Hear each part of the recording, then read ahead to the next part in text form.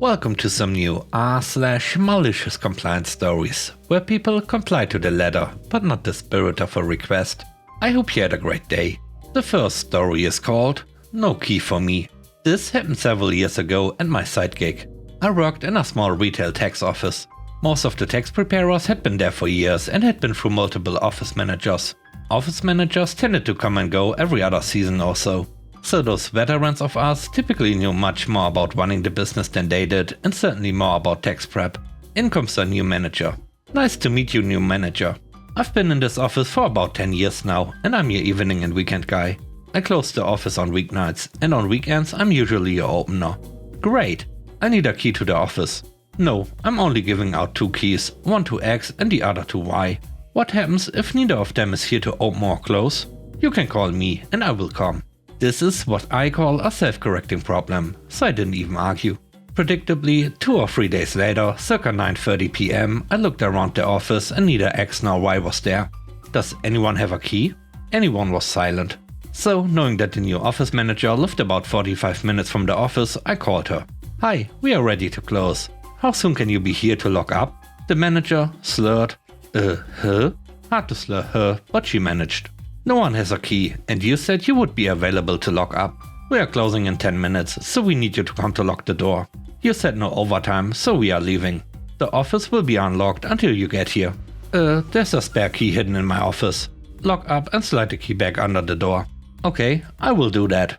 I'm opening tomorrow, so I'll see you at 8. I have an 8:30 client, so make sure you are here. Just keep the key. Turns out she lied on her resume. She did not have any retail management experience, but she had worked at a TJ Maxx for a few weeks. The next story is called Bad Teacher Didn't See That Coming. So I was in a speech class. It was my last semester. Completely online due to C19. Our professor assigned us a group speech that we were to record and send to him by the due date.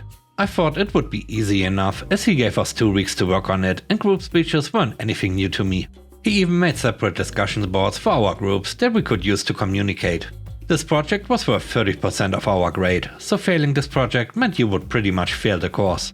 I wanted to get it done early so we wouldn't have to worry about it. So I immediately posted a message to everyone in the group asking when they were free to do a Zoom meeting to discuss the project. No reply for a few days by any of them. I then posted again. This time a little sterner, as it didn't seem any of them cared enough to even reply at all. I waited a few more days. At this point we only had a week left before it was due. So I just divided up the work and posted what everyone would need to write their portion of the speech about and gave them a date and time that I would be holding a Zoom meeting for the final recording to send the professor. Still no reply.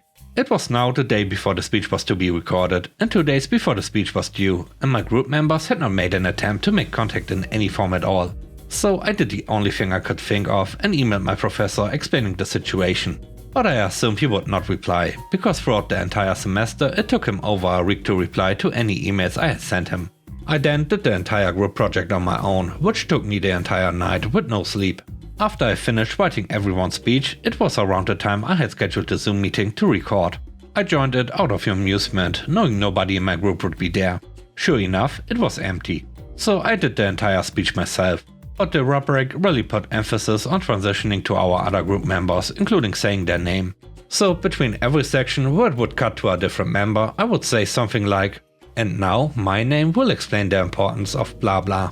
Then I would mute my screen briefly, as if to add a cut, put on a different hat and continue the speech. I did this for all 6 portions of the speech. I turned in the speech shortly after and filled out the group member role sheet that was due as well. I just put my name in every box that was supposed to be a different member. A week passes and I see he graded the project, still not replying to my previous email about the situation, by the way. He gave me a 0, stating it was supposed to be a group project, and me doing it solo meant I did not follow instructions. I was actually infuriated by this and knew that emailing him about the grade was as good as useless. So I went straight above him to the board of the college and explained to them what happened. They apologized and said the situation would be resolved. Within a few hours of me talking to the board, he had replied to my email 3 times. He was stating that he was sorry for the miscommunication about the project, and that my grade would be corrected.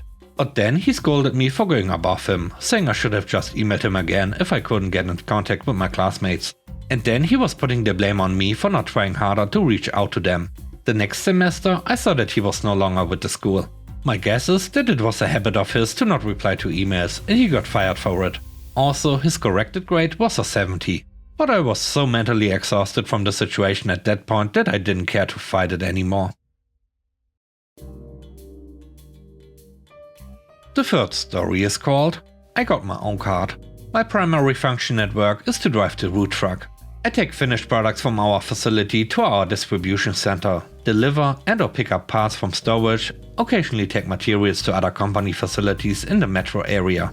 I'm also responsible for filling the fuel tank. It's a diesel and I can't bring myself to call it a gas tank. I would ask my immediate team lead for his corporate card on fill-up days. This worked okay. I'd return the card with the receipt for his expense report when I got back to the shop. I was never completely comfortable with carrying someone else's card. So I asked our supervisor if I could get my own card. You don't need one, you can use team lead's card. What happens if he is not in?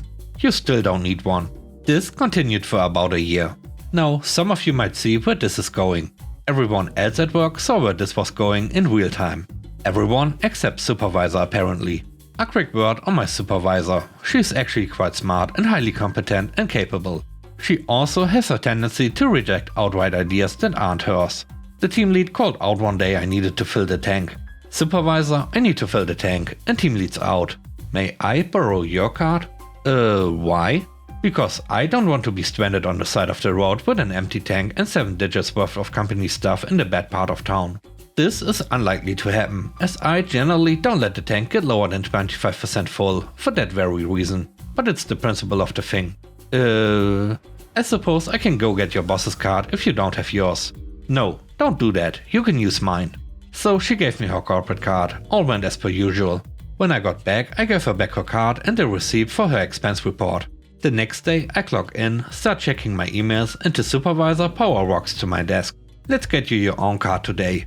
I don't need one, remember? I can use team leads or yours, right? I don't know if I'm grown up enough. 47 and 6 years older than supervisor to handle the company's money. That got me a stink eye. Do you need a note from my mother? She closed her eyes, took a deep breath. Company portal, find the... I realized twisting the knife a little wasn't nice, but it felt really good.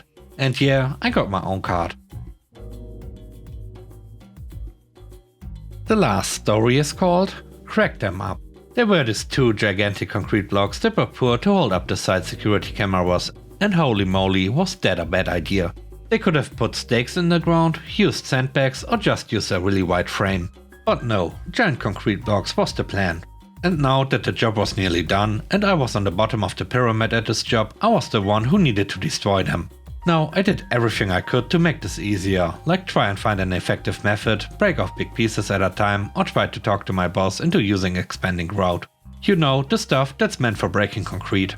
He was having none of it and just told me to pull up my bootstraps and do it. Here's the thing, there were 3 reasons in particular why I wanted to make it easier, each alone enough to justify a different method.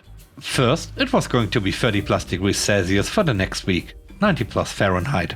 That might not sound bad, but for a northerner who's used to cold weather, this was like working in the Sahara. Secondly, the blocks were reinforced with microfibers. This means they don't fall apart in chunks. A crack may form, but the fibers will hold it together, meaning I need to ship it away only little bits at a time, meaning more effort and more time. And thirdly, the shipper I had was tiny. Like this thing was meant for tiles or bricks, not giant blocks of concrete. This also meant it didn't have effective shock absorbers, so pretty much all the force would be going directly into my arms, and particularly my wrists. Now, I'm not a burly guy, like a lot of the other guys on the side, so while this would be bad for any of the other guys, it was doubly so for me. Now, I'm pretty fed up with my boss as it is. He's aggressive, lazy, and has little to no regard for my well-being. But unfortunately for him, neither did I. I'm better now, don't worry. And this gave me the push to teach him a little lesson. All I did was simply to do the job as he asked. I used the tiny crappy chipper to break down those giant blocks in the blazing heat. Thing is, I never actually finished. On the first day I got through about half of the first block and came home with my hands and wrists numb. The second day I came in with my hands and wrists aching like crazy.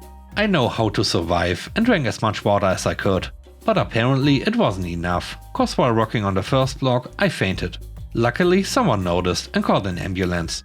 I was only out for maybe 10 to 20 seconds, but when I got up, one of the trade workers was already on the phone with 911. When they got there, I was treated for severe dehydration and severe tendinitis, as I couldn't move either of my wrists without great pain. I won't give the details of going to the emergency room, but there was another interesting detail. My boss wasn't on site that day, thinking he didn't need to do anything that day and just hung out at home. The thing is though, because an ambulance was called, it was one of his primary duties to respond to it, but he wasn't there. This put him in some really hot water with his boss. I don't have all the details about what happened. I was off the job site for 2 weeks while my wrist recovered.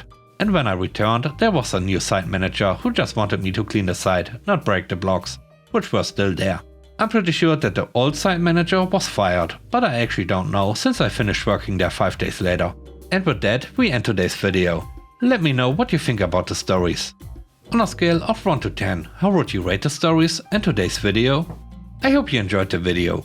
If you did, please don't forget to subscribe and hit the like button. And I hope you have a great day. Stay safe. Bye bye.